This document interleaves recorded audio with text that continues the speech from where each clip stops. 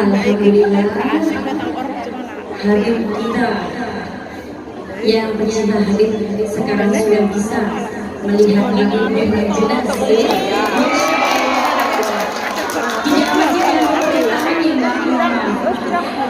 Sebelum panjenengan dakwah, ini ada yang titip pertanyaan nih.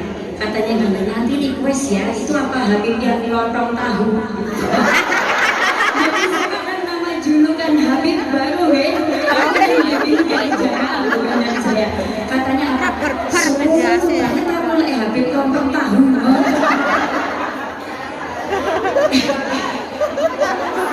Jadi requestnya pecinta lontong tahu di sini ada Habib dan Ustadznya, masya Allah. Monggo yang sudah menanti dari takbir, masya Allah, kepanasan, keringetan sudah lumsuh semua make upnya Habib. Skincare-nya mahal udah kepanasan Habib, masya Allah demi panjenengan. Monggo waktu dan tempat saya persilakan untuk Habib.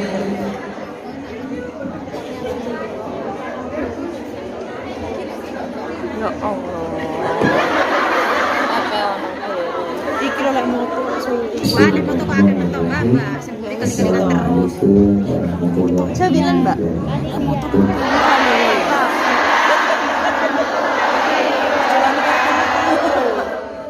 Panitia ini malah memberi kenyamanan makmum.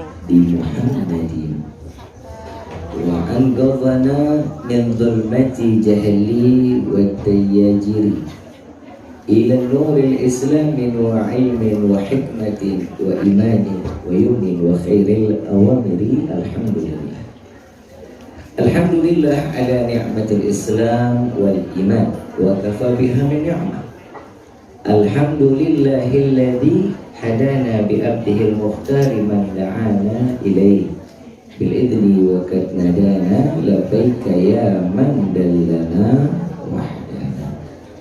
صلى عليك الله بارئك الذي بك يا مشفع خصنا وحبنا معالك الأبحار معدن سرك الأسماء فهم سفر النجاة إيمان. لبيك يا رسول الله، لبيك يا نور الله، لبيك يا حبيب الله. Pertama-tama limpahan puji serta syukur kita panjatkan kehadirat Allah Subhanahu wa taala yang Maha Agung, yang Maha Luhur, yang Maha Bijaksana, yang alhamdulillah di siang yang penuh dalam keberkahan dan kemuliaan ini Allah masih izinkan kita mencicipi dari sekian banyak miliar nikmat Allah berikan kepada kita. Khususnya nikmat Islam, nikmat iman, nikmat sehat wal afiat, nikmat umur yang panjang. Insya Allah mudah-mudahan kenikmatan ini tidak Allah hapus sampai ajal menjemput kita. Untuk kita minta kepada Allah, mudah-mudahan apabila Allah tetapkan kita di dalam ajal, Allah matikan kita dalam keadaan husnul khatimah. Amin. Salawat beserta salam terlimpah curah kehadiran Nabi besar Muhammad Sallallahu Alaihi Wasallam beserta keluarga, sahabat hingga umatnya sampai yaumil qiyamah. Amin ya rabbal alamin. Ayyuhal hadirun jamaah rahimakumullah. Tidak ada kata yang lebih pantas keluar dari lisan seorang pendosa seperti kita kecuali ungkapan syukur kepada Allah dengan mengucapkan alhamdulillah atas anugerah nikmat, rahmah, hidayah yang Allah berikan kepada kita sampainya kita ke dalam majlis yang mulia, ke dalam majlis yang terhormat. Tidak akan seseorang diringankan langkah kaki keluar dari rumah kecuali ini adalah semua izin dari Allah. Dan tidak akan pernah mudah seseorang hamba dikumpulkan di dalam tempat yang mulia kecuali Allah menginginkan kemuliaan tersebut ada pada diri hamba. Dan tidak akan seseorang berkumpul di dalam tempat yang terhormat kecuali Allah menginginkan hambanya diberikan penghormatan dari hamba yang lainnya, sehingga saling menghormati satu sama lainnya. Insya Allah. Saya mau tanya semua nih yang hadir, pertanyaan ini sama yang saya sebut satu tadi. Saya mau tanya, kira-kira yang hadir di sini semua bawa dosa apa enggak? Banyak. Banyak.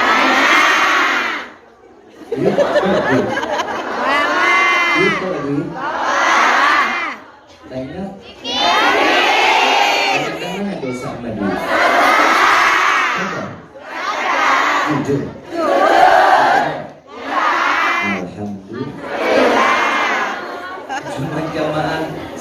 sama pagi jawabannya sama.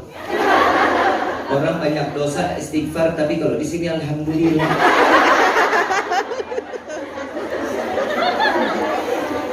Tapi ya alhamdulillah Allah masih kasih kita sadar. Allah masih kesempatan mengakui bahwa kita ini yang hadir penuh dengan dosa. Nah, sekarang bagaimana menghilangkan dosa kecil maupun besar?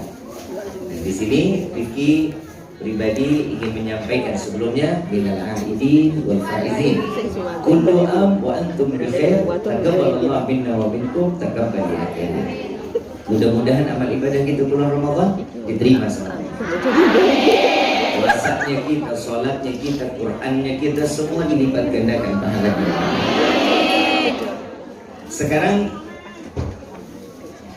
Rifki ingin menyampaikan ada satu makalah dari kitab, salah satu kitab Mawaidul Usfuriyah.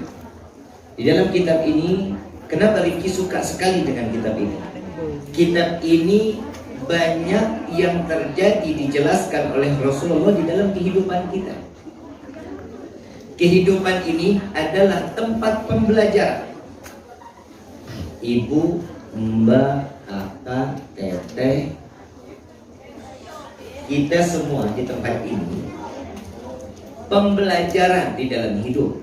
Bukan berarti Rifki pegang mic, Rifki pakai imamah, Rifki yang paling cerdas atau Rifki yang paling soleh. Enggak, mungkin. Nah, dari pagi tuh tadi Rifki enggak ada wasiat, tapi siang ini Rifki minta wasiat. Tolong dicatat baik-baik. Rifki berwasiat kepada semua yang hadir dalam tempat ini. Kalau seseorang melihat Rifki di sini jauh lebih baik daripada dirinya, salah.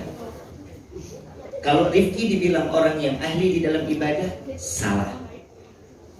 Kita nggak ada yang tahu hidayah kapan yang Allah berikan dan pada siapa orang tersebut ditempelkan hidayah. Dan hari ini Rifki wasiat, jika semua yang hadir dalam tempat ini, kakak, mbak, bunda, sampainya ada di dalam surga lebih dulu, tolong cari Rifki. Cari Rifki di dalam surga. Jika tidak ditemukan Rifki di dalam surga, izin sama Allah, bilang, ya Allah, saya izin mau cari saudara saya Rifki. Kok nggak ada di surga? Kali ada di neraka, izinin untuk saya membawa dan mengajak dia sama-sama ke dalam surga. Kenapa? Karena hidayah kita nggak ada yang tahu. Keluar dari tempat ini mungkin iman Allah cabut, kita nggak tahu. Hari Nabi SAW mengatakan, di akhir zaman umatku ini pagi dia beriman, sore dia kafir. Sore dia kafir, sore dia beriman, pagi dia kafir. Ini ada yang di dalam kehidupan kita. Maka dari itu wasiat ini tolong dijaga baik-baik. Sampaikan ke anak cucu, sampaikan, dan insya Allah jika semuanya kita berkumpul di dalam surga, ini adalah tempat yang diabadikan oleh Allah. Ya ayyatuhal nafsul mutmainnah irji'i ila rabbiki radiyatan mardiyah wadkhuli fi ibadi wadkhuli. Enak gak begitu? Dikumpulin masuk ke surga yang mana Allah mau kita dimasukin ke dalam surga. Apa yang bisa kita mungkin bisa masuk ke dalam surga? Yang pertama, memberikan kasih sayang kepada setiap makhluk. Siapapun itu, siapapun. Kalau ada orang jahat sama kita, kita baik nggak mungkin. Tapi kalau ada orang jahat, kita berbuat baik, ini yang luar biasa. Wah, ini susah nih. Ini amalan paling berat kecuali wali yang ngejalanin. Siapa bilang? Maaf, apalagi media sosial, kan paham ya? Fitnahan demi fitnahan ada. Pernah Rifki saat difitnah apapun di dalam media sosial, Rifki jawab? Rifki selalu berdoa, ya Allah tunjukkan kebenarannya, ya Allah berikan hidayah, ya Allah izinkan dia untuk cari tahu dan tabayun. Kan begitu. Kenapa? Yang namanya media sosial ini maha benar netizen dengan segala komenan. Betul ya? Nah, sekarang bagaimana caranya untuk memberikan kasih sayang? Di zaman Sayyidina Umar bin Khattab radhiyallahu anhu wa radhahu, beliau adalah saat itu sebagai pimpinan khalifah sebagai khalifah pengganti Rasulullah SAW setelah wafatnya Sayyidina Abu Bakar Siddiq radhiyallahu anhu wa radhahu. Saat beliau keluar dari masjid, beliau melihat anak kecil yang sedang membuat main burung. Burung dimainin, Sayyidina Umar melihat sedih. Sayyidina Umar, kesian burung. Wahai anakku, saya beli burung itu. Dibeli sama Sayyidina Umar. Lalu begitu dipegang burungnya, dilepas sama Sayyidina Umar. Subhanallah, banyak beberapa orang yang ada di kampung tersebut memimpikan Sayyidina Umar bin Khattab radhiyallahu anhu di dalam tempat yang sangat terhormat dan luar biasa di sisi Allah. Lalu ditanya di dalam mimpinya para ashabnya itu, ditanya, wahai Sayyidina Umar, wahai Umar, apa yang membuatmu sampai seperti itu? Sampai engkau mendapatkan kehormatan dan terhormat di hadapan Allah. Saat aku dimasukkan ke liang lahat, datanglah dua malaikat, dan disitulah gak bisa lagi pikiranku ini berpikir. Karena ngelihat dua malaikat ini, Munkar Nakir datang, gak bisa mikir. Lalu aku diangkat dan didudukkan, kata Sayyidina Umar. Dan saat aku didudukkan, sendi-sendiku terasa gemetar. Sayyidina Umar, sahabatnya Nabi yang diabadikan di dalam Al-Quran sebagai ahli surga, ahli jannah, ketemu Munkar Nakir gemetar. Gimana kita? Kebayang gak? Sayyidina Umar, jin aja ngelihat Sayyidina Umar, bayangannya kabur. Baru bayangan. Sayyidina Umar habis lewat itu gang, jin mau coba lewat situ, gak berani. Jin gak berani. Tapi Sayyidina Umar begitu ada di liang lahat, dua Munkar Nakir ini mendudukan, lalu beliau dalam keadaan sendi-sendinya itu gemetar. Saat beliau dalam keadaan duduk, datanglah suara, tinggalkan dan biarkan dia, karena dia mencintai dan memberikan kasih sayang kepada makhlukku, maka biarkan dia adalah salah satu penghuni surgaku, kata Allah. Cuman karena, paham ya? Kalau dipikir apa kebaikannya? Imam Ghazali radhiyallahu anhu yang kita tahu Ihya Ulumuddin, kitab-kitabnya Imam Ghazali. Imam Ghazali lagi catat kitab, lagi ngarang, lagi bikin nulis ilmu. Satu lalat masuk ke dalam botol tintanya. Satu lalat masuk ke dalam botol tinta. Lalu dihentikan, lalu diangkat lalatnya, dibersihkan. Sampai ini lalat terbang lagi. Lalu saat beliau, ada sahabatnya memimpikan, wahai Imam Ghazali, engkau ini seorang yang luar biasa, kau pasti dimasukkan ke dalam surga. Karena amalanmu, karena ibadahmu, karena catatan amalan-amalan kebaikan yang telah kau sampaikan kepada hamba-hamba Allah. Apa jawaban Imam Ghazali? Bukan karena amalan atau catatanku, melainkan aku mungkin dan bisa terjadi karena aku dimasukkan ke dalam surganya Allah, karena aku tidak mengabaikan seekor lalat yang tenggelam di dalam tinta. Jadi satu makhluk akan membawa amaliyah di dalam hidup kita sempurna di sisi Allah. Apalagi antara satu manusia dengan manusia yang lain. Nah, saat ini kasih sayang kita ketergantungan kepada hamba tanpa berpikir. Sayangnya sama siapa? Yang punya duit, sama yang punya kedudukan, kan begitu. Tapi kalau ini orang nggak punya kedudukan, lu sama sama gua. Betul nggak? Kamu sama saya. Pekerjaanmu sama dengan pekerjaan saya. Sedangkan kedudukan yang dilihat oleh Allah itu, yang dilihat adalah takwa. Takwa ini bisa terjadi kalau antara satu sama lainnya baik sangka. Hablum minallah ada nggak? Hablum minannas? Harus ada. Kalau hablum minallahnya baik, hablum minannasnya nggak akan dihitung oleh Allah. Ibadah kita sehari 1000 rakaat, sujudnya lama sampai jidat pindah ke belakang. Saking lama sujudnya. menyakiti hati makhluk Allah lainnya, tidak akan diterima ibadah kita sampai itu. Tahu ada kisah Barsiso. Barsiso ini seorang ahli ibadah. Ahli ibadah, saking ibadahnya, wiridnya sampai ngambang. Wirid zikir sampai ngambang, nggak nampak tanah.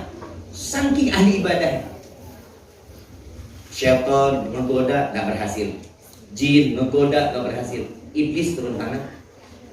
Udah, yang sini, yang receh-receh minggir katanya. Biar urusan saya, kata iblis. Izin sama Allah, ya Allah, saya mau menggoda Barsiso. Silakan kalau kau mampu, kata Allah. Turun Barsiso, duduk di masjid bareng-bareng sama dia. Iblisnya turun, sampingnya Barsiso. Barsiso, kalau boleh dibilang ngambangnya cuman 10 cm lah. Ngambangnya 10 cm.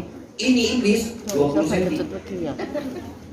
Zikirnya kalau lagi baca tasbihnya itu muternya cepat kayak roda. Sedangkan Barsiso masih satu-satu. Dilihatin sama Barsiso, ada lebih dari saya katanya. Dia tanya, Tuhan, saya melihat Tuhan masih baru di sini katanya. Katanya Barsiso, iya. Saya ingin bertanya, apa yang Tuhan lakukan sampai seperti ini? Ilmunya bagaimana? Oh, mau seperti ini? Gampang. Dulu saya nggak bisa seperti ini, tapi saya harus melakukan 3 hal ini, baru saya sampai seperti ini. Apa kata Barsiso? Yang pertama, membunuh. Dia bilang, oh jangan, dosanya besar. Mengambil nyawa orang lain dosa besar, ini nggak boleh. Baik, zina. Tuh, nggak deh. Aku tahu ibadah saya nggak terima. Yang paling kecil, mabuk, minum khamr. Nah, kalau ini kecil nih. Ini habis minum masih boleh lah, obat lagi. Betul ya? Si akhirnya Barsiso, ya udah, mau belajar sama saya, ikut saya. Jalanlah ke satu warung remang. Disuruh minum. Sudah sampai mabuk, dilihat pramuniaganya, waitersnya, cantik luar biasa. Diperkosa. Setelah diperkosa, suaminya datang, si waiters, suaminya datang, melihat suaminya dibunuh. Dapatlah 3-3. Karena sesuatu hal yang kecil akan mendapatkan masalah yang besar. Setelah itu apa? Si Barsiso ditangkap oleh semua masyarakat, dipantai. Saya nggak ngomong ya, ini karena videonya banyak nih. Dipantai. Ini kalau dipantai paham berarti ya. Dan saat dipaku, pakai dia nggak paham lagi deh.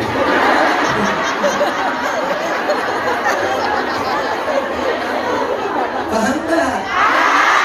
Ini kalau nggak paham kita bahas pantai sejam setengah.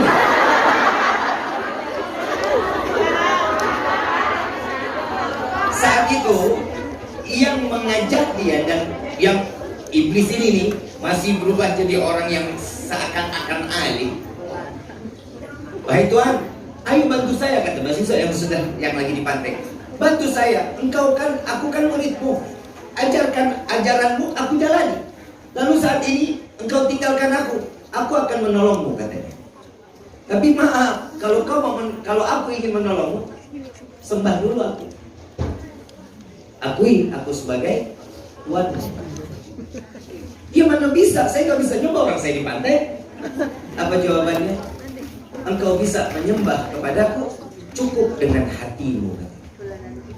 Saat itu dengan hatinya Barsiso, dia menyembah iblis, maka Allah cabut imannya, Allah cabut nyawanya, mati tanpa membawa iman.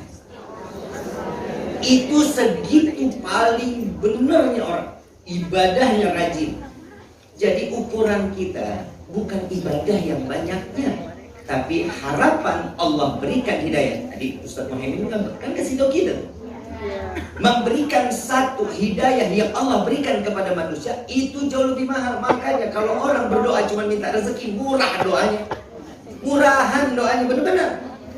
Loh, kita nggak minta rezeki aja Allah kasih kok. Ibu, Mbak, semua yang di sini pernah berdoa sama Allah, ya Allah, saya pengen ketemu Habib Rizky jam 1 siang. Karena duit sekian. Pernah. Rezeki nggak nih? Rezeki nggak? Dan saya pernah minta, ya Allah, saya pengen ketemu mbak, bunda yang ada di Hongkong, kumpul sama-sama jam sekian ya Allah. Kalau enggak, saya ngambek. Ada begitu? Tapi Allah kumpulin. Dan yang paling parah lagi, kita nggak pernah doa minta oksigen, tapi Allah kasih oksigen. Ayo, ada yang pernah di sini umur ada yang 40 lebih? Sama dong sama aku. Yang 50? Bunda, Riki mau tanya sama Bunda. Bunda pernah minta sama Allah, ya Allah berikan hamba oksigen untuk esok. Tapi Allah kasih. Hari ini ada rezeki nggak yang dikasih?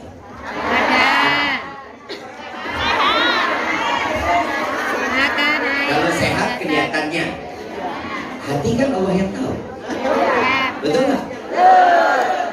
Ayo dapat nggak? Aku beli. Ada? Di hadapannya ada? Rezeki bukan? Silaturahmi begini rezeki bukan? Yang nggak kenal jadi? Tak kenal maka tak? Begitu.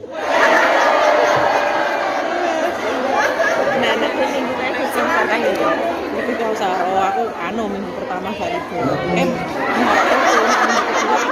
Kalau saya begitu dia cemburuan aja.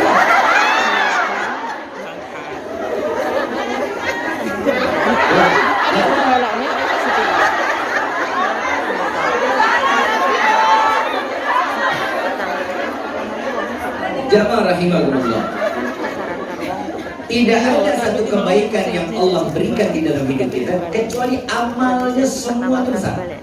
Di dalam kitab Mawaidul Usfuriyah, di kisah yang lain, ternyata Nabi SAW mengatakan di dalam hadis sahih, amalan seseorang yang timbangannya lebih berat pahalanya, nggak pakai modal, nggak pakai tenaga, nggak harus capek, tapi timbangan pahalanya besar di sisi Allah. Tahu? Mau tahu? Mau tahu?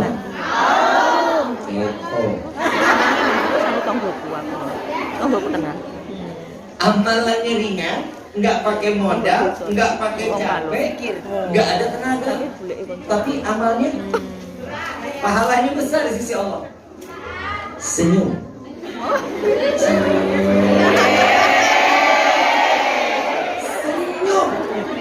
Apa kata Nabi? Seseorang yang memberikan senyuman kepada mukmin lainnya, maka jika ada kebahagiaan di dalam hati mukmin tersebut, pahala surga tempatnya. Senyuman yang membuat senang hati mukmin lainnya lebih baik daripada 60 tahun kita ibadah. Senyum doang. Oi.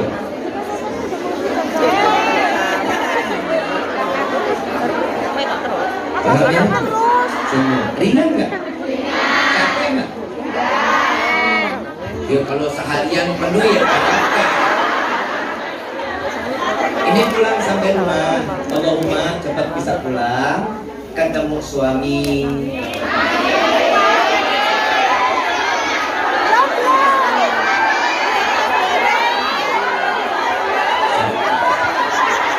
Kan dibilangnya banyak yang gak punya suami.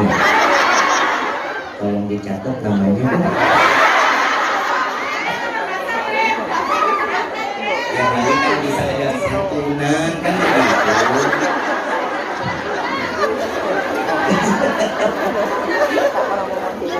Udah.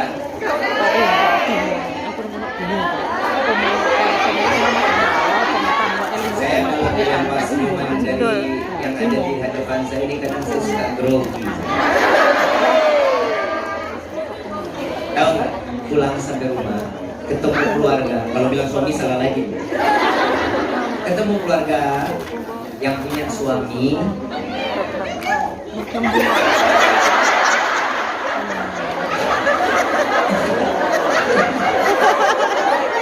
begitu pulang ketemu suami, bangun tidur, good morning. ya, langsnya sudah mati. Sore ya, kita malam ya. Mau tidur? Ayo, udah. Besok pagi diulangin lagi, insya Allah. Lah Pak Murono kan Jawa. Pasti dibawa ke rumah sakit jiwa. Nah, hidup gak pernah senyum, tiba-tiba senyum terus. Maaf, yang namanya senyum itu pasti bikin hati orang senang. Betul kan? Ngeliat teman murung, muka sumpah. Kita lagi sumpah, ngeliat teman sumpah. Sebenarnya kita sama-sama. Kira-kira diapain kita?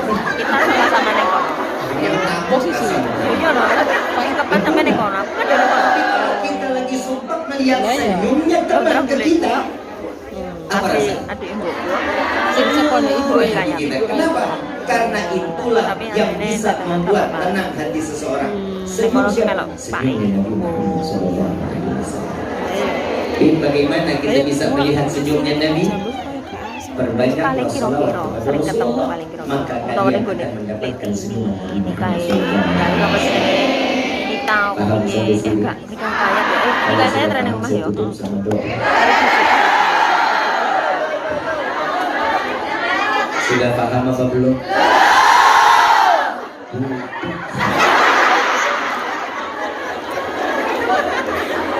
Ibu bapak yang kena, ibu bapak. Saya masih keingetan, saya pikir ada di belakang, katanya wanita-wanita cantik. Jamaah rahimakumullah. Kadang manusia ini selain amal yang dia inginkan, yang kedua, pekerjaan yang dapat menilaikan sesuatu pahala yang besar di sisi Allah, ini adalah satu keinginan. Contoh, bunda, kakak, teteh, mbak, semua kerja di dalam tempat ini, di dalam negara ini semata karena untuk mencari rezeki, menafkahi keluarga. Betul? Jika nilai niatnya berubah, maka nilai pahalanya juga beda. Jangan pernah merubah niat. Nabi SAW di dalam hadis beliau mengatakan, Inna a'malu binniyat. Sesuatu yang dikerjakan diawali dengan niat. Kalau niatnya baik, hasilnya baik. Ada, kita kan selalu mintanya surga ya. Betul nggak? Selalu kita minta ya Allah masuk surga, ya Allah masuk surga. Gak ada punya niat ya Allah masukkan saya ke dalam neraka. Pasti mintanya surga. Nabi Musa pernah cerita sama Allah, ngomong sama Allah, ya Allah, Engkau menciptakan hamba. Manusia adalah seorang hamba. Lalu Kau berikan setiap kenikmatan rezeki. Engkau nikmati mereka, Engkau berikan kebahagiaan. Tapi Engkau masukkan dia ke dalam neraka. Kok begitu? Kata Nabi Musa. Allah jawab, ya Musa, tanam bibit buah yang bisa memanen. Ditanam bibit. Saya baru tadi ngebahas sama Ustaz Sahid di kamar, saya ngebahas ini. Saya kalau duduk tetap saya nimba ilmu, saling satu sama lain. Jadi mudah-mudahan bisa jadi sahabat dunia akhirat. Saya lagi bahas kitab itu. Begitu pas Nabi Musa menanam, datang waktu panen. Nah begitu waktu panen, Nabi Allah negur Nabi Musa, ya Musa, kok apa yang kau lakukan? Sedang memanen ya Allah, aku panen hari ini. Kok nggak diambil semua? Kenapa kau sisakan? Ya Allah, yang aku ambil itu yang baik. Yang nggak baik ngapain saya ambil? Begitulah caraku memilih hambaku. Siapa yang baik maka aku masukkan ke dalam surga. Yang nggak baik aku tinggalkan dan aku masukkan ke dalam neraka. Paham sampai sini ya? Jadi Allah memilih setiap hamba, apa yang dia lakukan maka itulah yang ia akan dapati. Dan di sini banyak yang kita rasakan, pengen banget masuk surga tapi kelakuan nggak kayak ahli surga. Mulut nyakitin, hati Betul ya? Jadi kehidupan ini karena apa? Karena apa? Kak,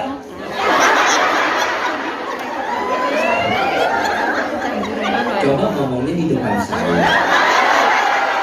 Kalau kayak gitu kan Mbak ngomong di belakang saya nggak ngelihat. Hampir saya balas. Kalau kamu mencintai aku, maaf aku udah yang punya.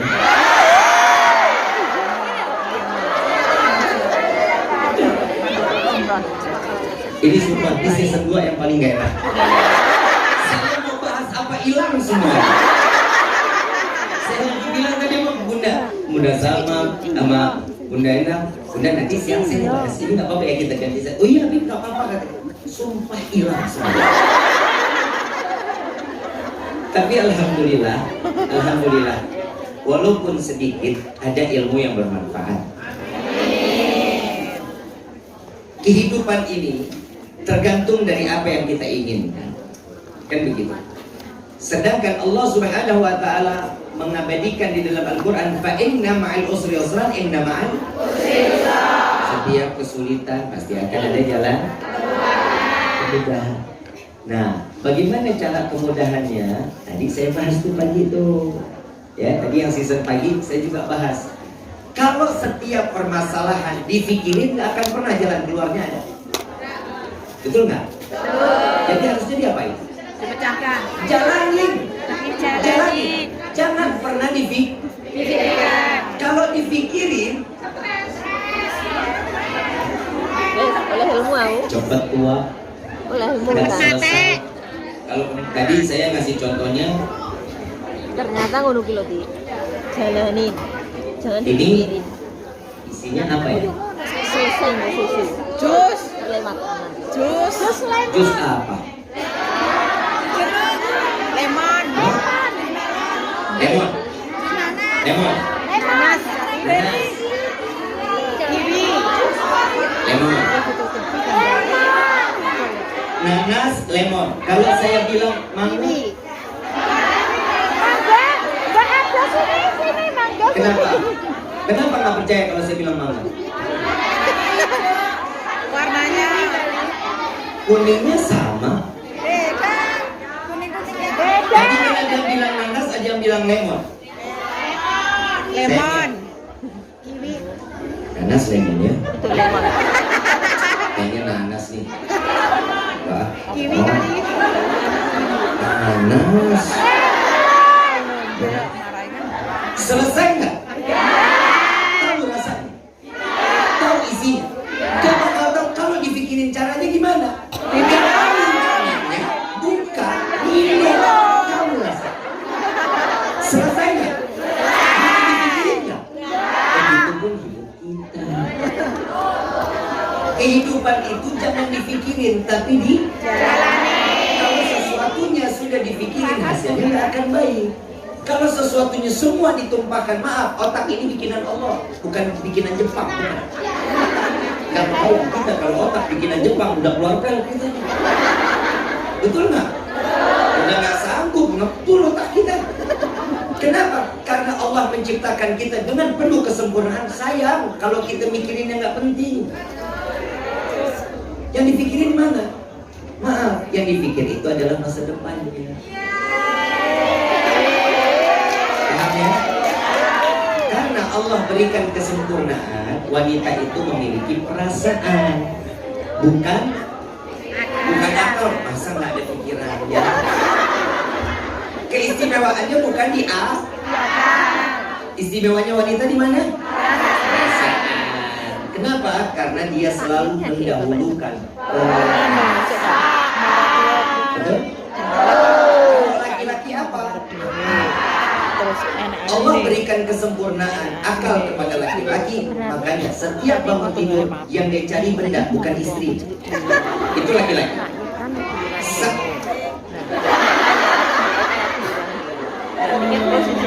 Bangun melek mata yang dia cari kopi.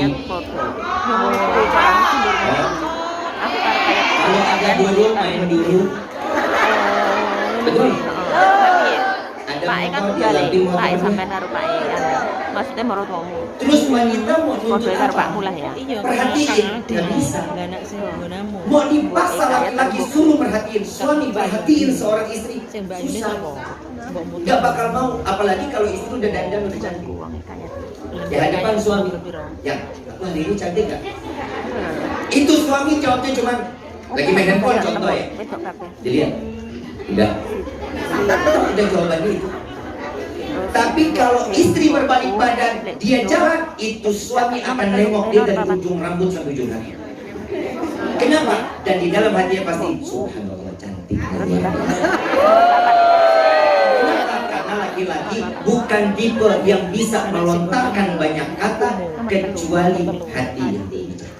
Makanya Allah berikan kesempurnaan perempuan itu perasaannya 99. Kalau laki-laki perasaan satu, makanya laki-laki kalau udah mencintai satu wanita nggak akan pindah ke lain.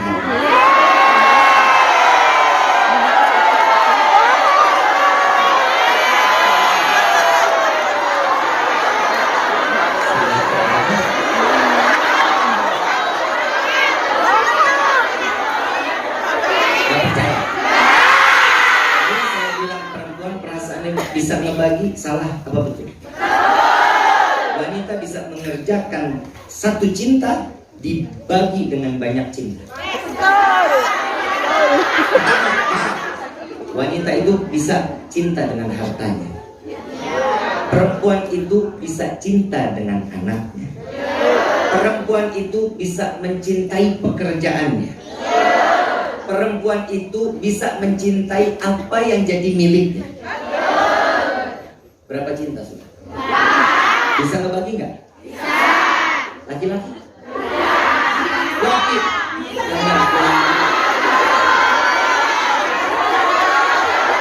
Ini perkataan Imam Ghazali. Emang ibu jauh lebih pintar gitu dari Imam Ghazali? Dia malah emosi.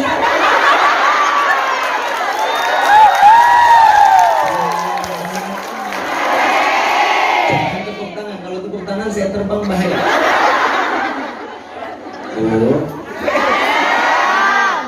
Saya. Yang namanya wanita itu, Allahumma, Imam Ghazali mengatakan perasaannya itu besar 99. Makanya perempuan kalau jalan ke pasar betah. Betul. Belanjanya pakai perasaan. Masuk toko ini dipegang, bahannya bagus. Tapi perasaan toko sebelah bagus ya. Pindah ke toko sebelah begitu sampai perasaan bagusan bahan yang di situ. Coba lihat situ kali ada yang lebih lagi. Jangan lagi sampai sana. Begitu dipegang, bahannya perasaan bagusan yang pertama juga. Tapi harganya lebih murah ini perasaannya. Perasaan dari toko sampai ujung semuanya perasaan pulang nggak beli apa-apa. Jujur. Jadi gue salah. Gue bilang perasaan perempuan itu aneh. Salah. Laki-laki kalau mau beli apapun dia begitu keluar dari rumah, apa yang dia tuju dia beli, selesai dia pulang. Perempuan pernah begitu? Kenapa? Hujan geledek nggak bakal selesai. Kenapa? Karena tidak menempatkan satu perasaan kepada tempat yang dimana dia harus tahu. Sampai Imam Ghazali mengatakan perempuan itu perasaannya ibarat cermin. Tahu cermin? Kalau disekat tiap hari bagus apa enggak? Bersih apa enggak? Bersih. Gimana caranya merawat hati itu? Gimana caranya merawat perasaan itu? Sampaikan doa kepada orang yang ada di dalam hati kita. Sampaikan kepada Allah, ya Allah jaga suami saya, berkahi kehidupan anak saya, ya Allah luaskan keberkahan daripada orang tua saya, sampaikan keberkahan itu kepada saya. Selalu minta sama Allah. Jangan gunain perasaan ini cuma urusan masalah dunianya aja, tapi mintalah keberkahan di dalam kehidupan. Mau hidup jadi orang kaya apa mau hidup berkah? Kalau saya pengen jadi orang kaya yang berkah. Kalau saya ikut-ikut, tanya salah dulu. Bilang enak ikut hati. Paham sampai sini ya? Insya. Dan kenapa sih kok Imam Ghazali mengatakan perasaan perempuan ibarat cermin? Survei membuktikan. Ternyata yang paling doyan sama kaca. Tuh ada yang lagi pakai jilbab lagi ngaca. Sebelah sini tadi ada yang lagi ngaca. Sebelah sana lagi ngaca. Betul nggak? Laki-laki ada nggak? Ada. Kalau ada laki-laki yang doyan kaca, namanya laki-laki tulang lunak. Nah, jangan ngomong begitu nggak bagus. Kalau dibilang tulang lunak kan agak lemes sedikit gitu ya. Kenapa perempuan ibarat cermin? Al-Imam Ghazali radhiyallahu anhu beliau juga mengatakan bahwa rentan hancur perasaan wanita jika disakiti seorang yang ia cintai. Cermin kalau dilap bagus, tapi saat itu cermin terlempar batu, bisa nggak kembali sempurna? Disusut? Bisa, tapi nggak sempurna. Begitu juga perasaan seorang wanita. Jika seorang laki-laki menyakiti hatinya, itu insya Allah suami sih pasti bakal dimaafin sama istri, karena perasaan perempuan luar biasa. Tapi ingat, bekas luka perasaan nggak bakal hilang. Betul ya? Salah ngebela.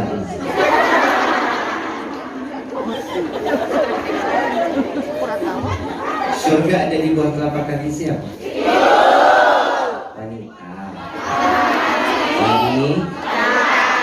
Wanita berhak mendapatkan surga di bawah telapak kaki.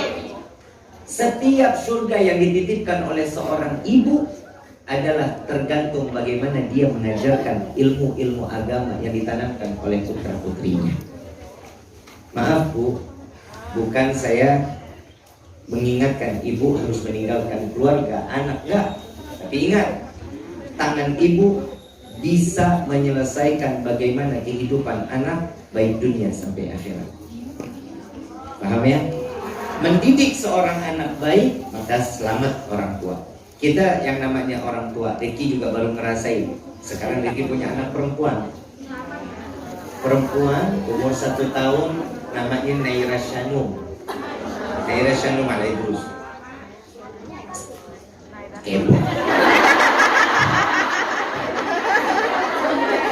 Ternyata seorang ayah akan cepat kembali ke rumah kalau sudah kelihatan ada anak perempuan yang nungguin. Ternyata seorang wanita tidak akan pernah lepas dari peran seorang laki-laki. Bu, surga boleh dibuat telapak kaki ibu, tapi ingat, surganya ibu kuncinya ada sama suami.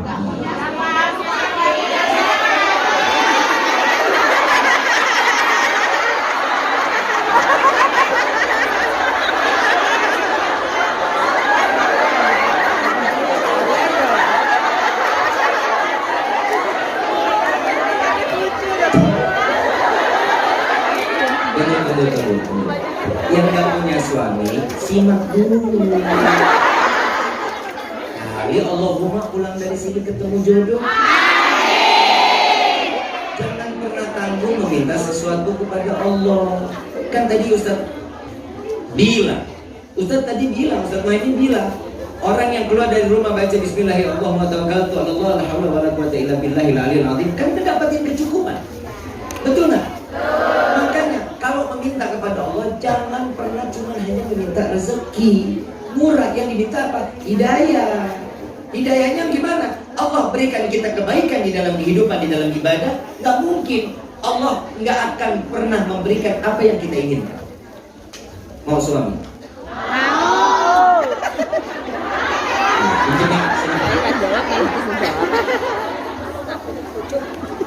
Rifki mau nanya, jawab. Kriteria laki-laki yang dipilih, siapa yang menjawab?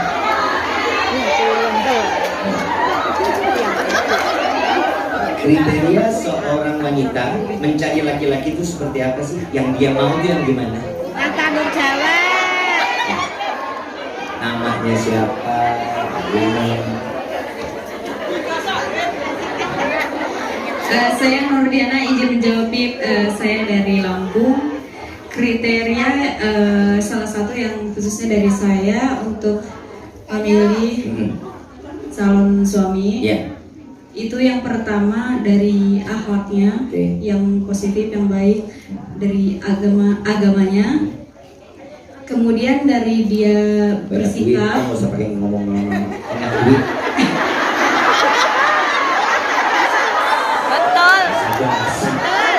Alfak ki lho iso ditutupi awal-awal kenal. Agama, terus Dari agamanya, dari akhlaknya. Kemudian yang ketiga dari tanggung jawabnya. Oke. Terus yang keempat dari dia dewasa dalam menghadapi masalah. Oke. Kemudian yang kelima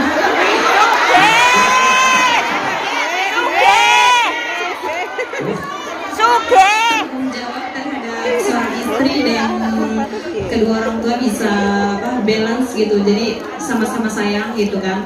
Terus yang tidak hanya menyayangi istri ya, menyayangi orang tuanya juga. Iya, iya seperti itu. Terima kasih. Sama-sama. Sama. Ada lagi? Sini. Kriteria. Nah, sini. Maaf, maaf. Ya. Kriteria seorang wanita yang diharapin kriteria seorang laki-laki itu seperti apa sih? Yang kayak gimana? Assalamualaikum warahmatullahi wabarakatuh. Assalamualaikum. Saya Obi dari Kendal, Jawa Tengah. Ini yang mbak-mbak ya semua ya. Kendal ya? Kriteria yang saya cari, satu, yang seagama. Kedua, pastinya tanggung jawab. Ketiga, ganteng, diterkam.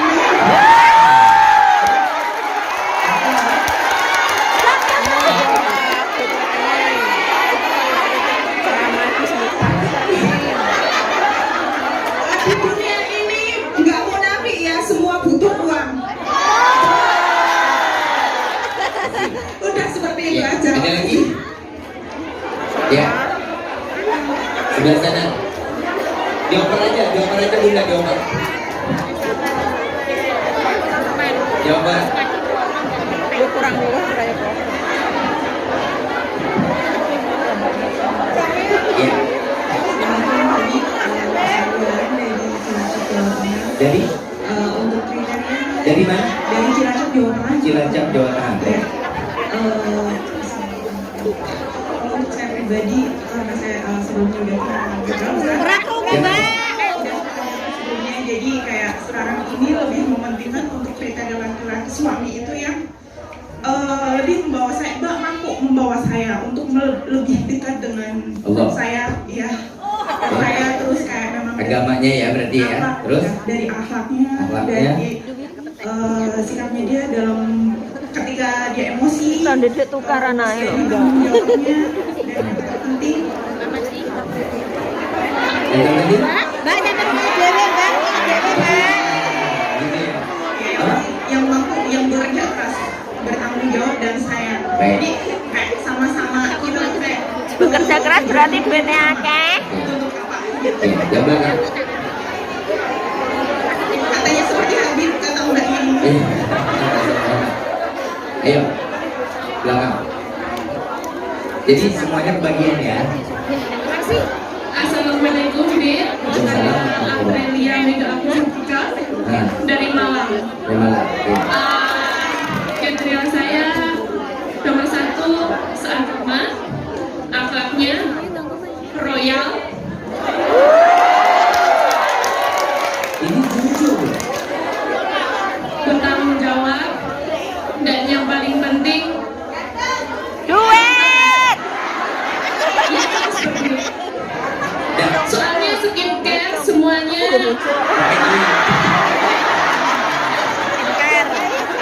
baik. Ya, terima kasih. Baik. Baik. Baik. Dari sisi depan udah. Kamu belum? Sini belum? Emang nenek rendang. Ini kayak satu pipis mandek gitu ya. Baik. Paling belakang. Langsung seperti Itu sampai jam berapa? Rifki langsung dah.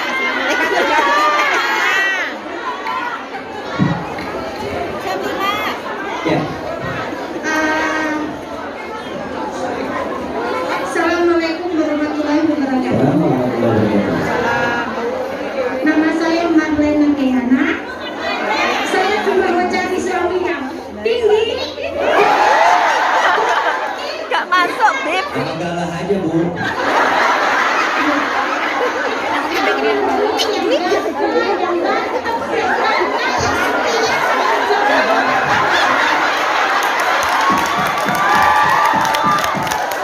Oke, sebelah sini. Sebelah sini, sebelah sini. Sini, terakhir di sini.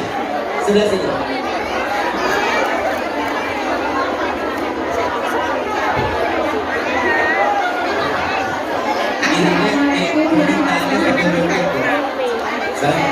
Saya Tika dari Tulungagung.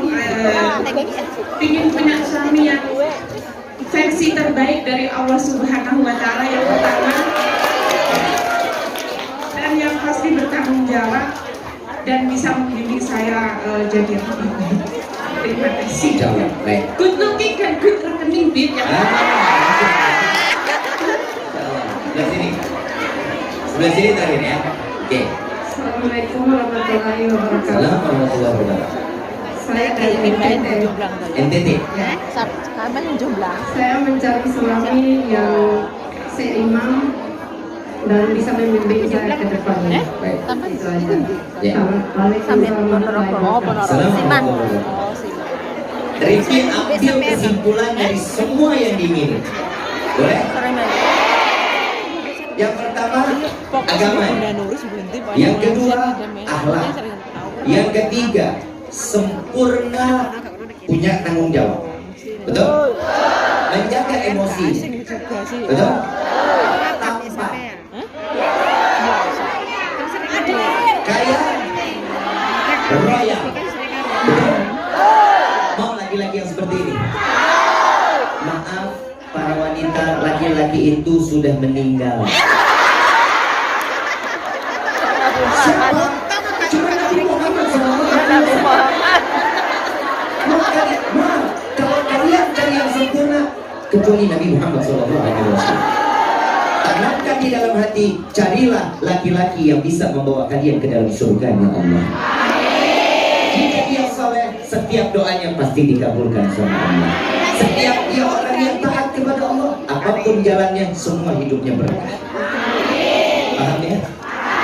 Jadi jangan minta yang muluk-muluk, yang minta apa? Yang bisa membawa dia ke dalam surga.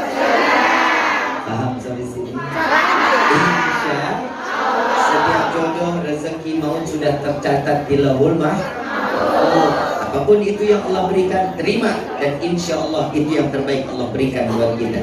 Insya Allah. Baik, sampai di sini ada yang mau bertanya, saya kasih 3 pertanyaan aja ya.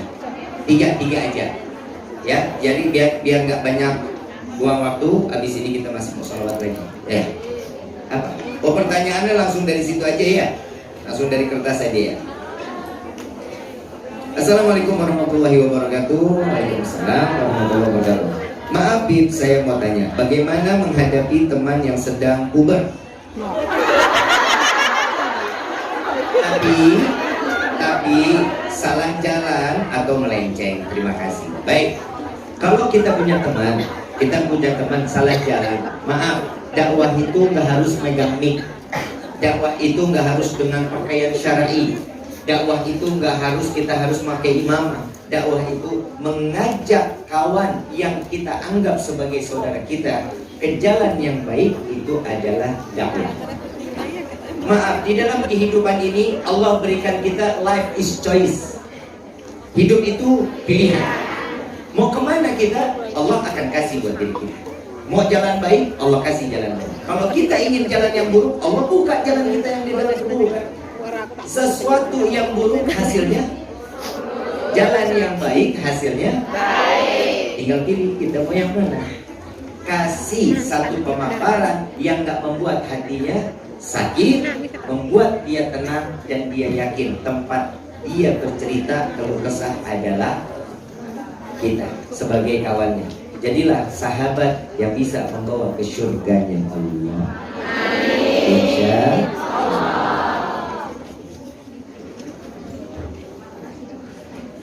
Assalamualaikum warahmatullahi wabarakatuh. Habib, saya mau bertanya, di dalam Islam apa hukumnya suami tidak menafkahi istri lebih dari 6 bulan? Kalau lebih dari 10 tahun.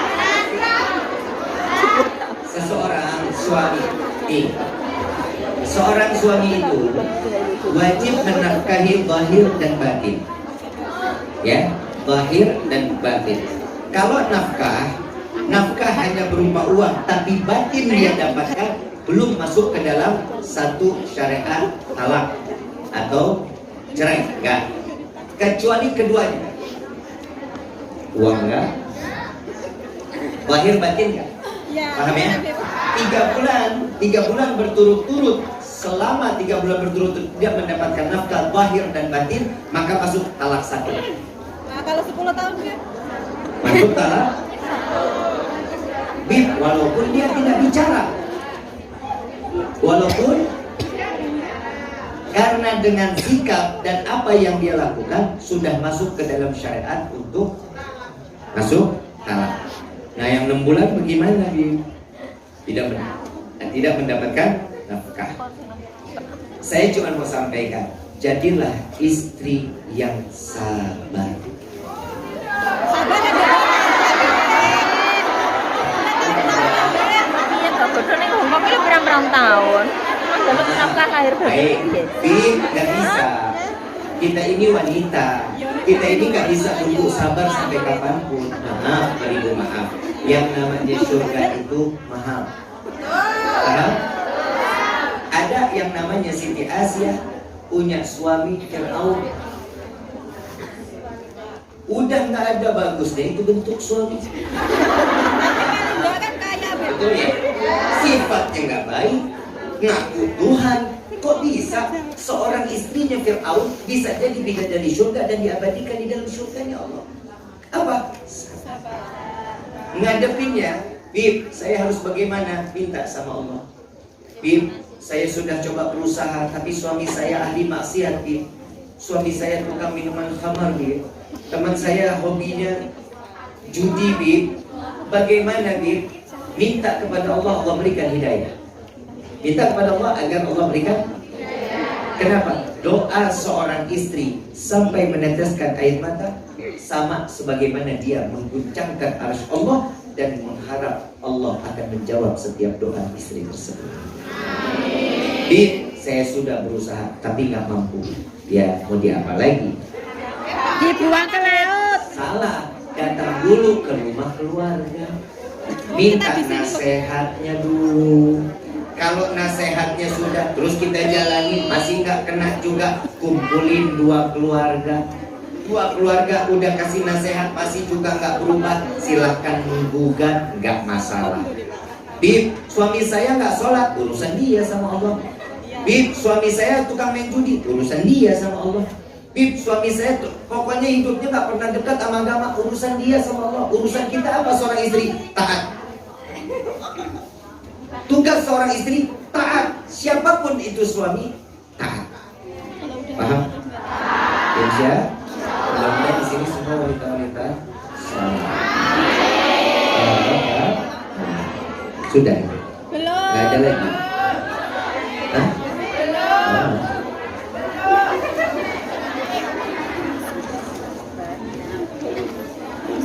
jam rong anak. Saya mau bertanya bagaimana hukumnya. Waalaikumsalam.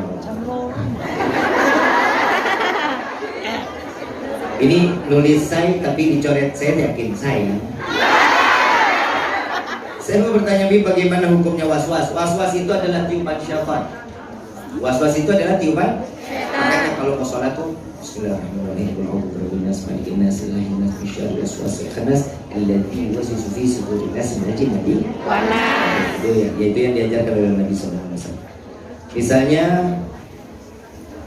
Dia takut amalnya tidak diterima karena takut dosanya yang di masa lalu tidak diampuni. Urusan di dosa diterima atau apa amalnya yang dia lakukan adalah diterima atau enggak, itu urusan kita. Tidak Allah ciptakan jin dan manusia kecuali untuk udah urusan kita ya ibadahnya. Mau diterima mau enggak urusan Endingnya ditimbang. sudah.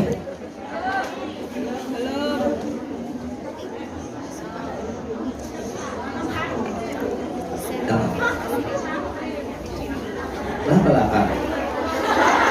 Tapi kalau kau nggak lupa lapar ya. Brosur itu gini. Ini ada pengumuman dari aku lagi. Tanggal 3 November insya Allah akan ada Habib Zaidan bin Yahya bersama Habib Rifki. aku yang tadi bersama Rifki lagi insya Allah di Taiwan ya, insya Allah. Doain mudah-mudahan Habib Zaidan sehat afiat, Rifki bisa mengusahakan sampai beliau datang. Beliau insya Allah mudah-mudahan sehat afiat. Dan ini bisa menghubungi Bunda Salma ya, bisa menghubungi Bunda Salma. Insya Allah mudah-mudahan kalau kasih kita sehat afiat bisa kumpul lagi di tanggal 3 November insya Allah. Dan ayuhal hadirin jamaah rahimakumullah, sebelum kita tutup mari sama-sama Oh, ditutup sih. Jam 5. Baru jam 4 belum ada. Jam 30, Pak. sebentar dulu sebelum kita tutup mari sama-sama kita rendahkan hati, kita berdoa, kita minta kepada Allah agar semua dosa kita diampuni oleh Allah. Setiap manusia atau hamba menyebut atau memanggil nama Allah dengan panggilan Ya Allah, pasti Allah akan menjawab lebih wasa'daika ya abdi. Maka sebutlah nama Allah, panggillah nama Allah. Mudah-mudahan Allah menjawab panggilan kita sehingga kita menjadi hamba yang diampuni oleh Allah. Amin ya rabbal alamin. Walillahi asmaul husna.